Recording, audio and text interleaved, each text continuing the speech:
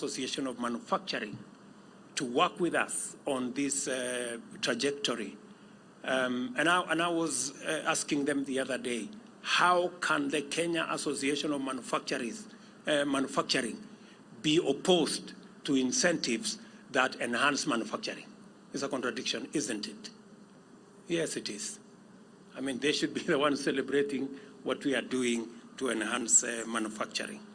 The challenges included policy uncertainty, because that's what Madam Kapashe has said, and instability, especially regarding tax laws, absence of a long-term roadmap for the sector, high costs of production, low volumes, inadequate skilled personnel, regional integration challenges, poor incentives, and the vexing matter of vehicle importation age limit. All this is a conversation we have had for a while. It is my intention to make sure that we get ourselves to the realm where we are doing what is right. A national automotive policy is now in place as sessional paper number 1 of 2022, with mechanisms to support industry growth such as assembly regulations and tax procedures, public procurement framework to support preferential procurement of locally produced units, national policy on local content or Buy Kenya, Build Kenya, and vehicle leasing to government institutions. Let me say the following,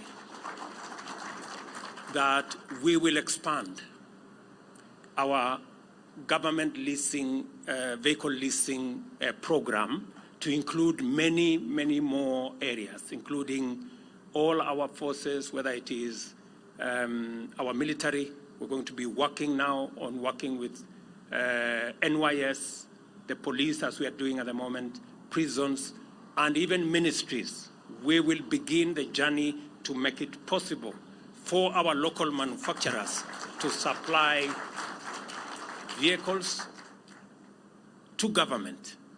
The only request I am making to you is that as we buy locally, as we buy new vehicles under the leasing program, you have to guarantee us that these are locally manufactured vehicles employing Kenyans.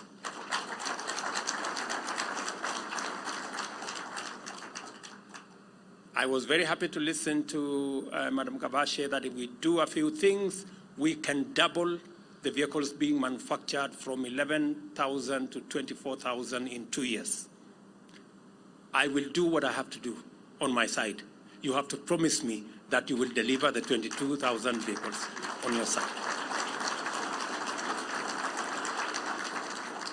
And I am asking the ministry, represented here by PS Kombudo, to give me an appointment with these good people, especially in the automotive industry. In the next 2 weeks, we need to have a meeting. And when you come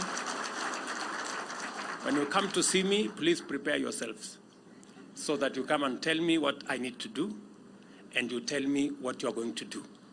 And we all agree on what the outcome will look like. That way, we will be able to march together into the future. The used vehicle standards, or the KS 1515, is not yet concluded, while the institutional framework establishing a National Automotive Council and the local content development assembly regulations remain outstanding.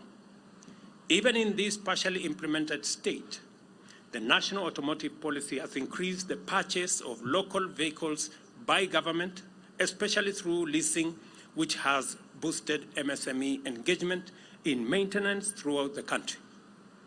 Additionally, the change of the assembly regulations to allow different levels of vehicle assembly eased entry for new investors and products into the Kenyan industry, with the assembly of pickups and passenger vehicles resuming.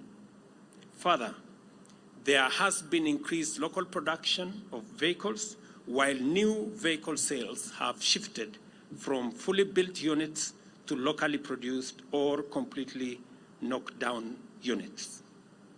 I am aware of the opportunity cost of the delays in concluding these policies. As matters stand, we only have one original equipment manufacturer, 5 motor vehicle assemblers, and 32 registered motorcycle assemblers. Together, they assemble 46,000 vehicles and 300,000 motorcycles annually, and even at the current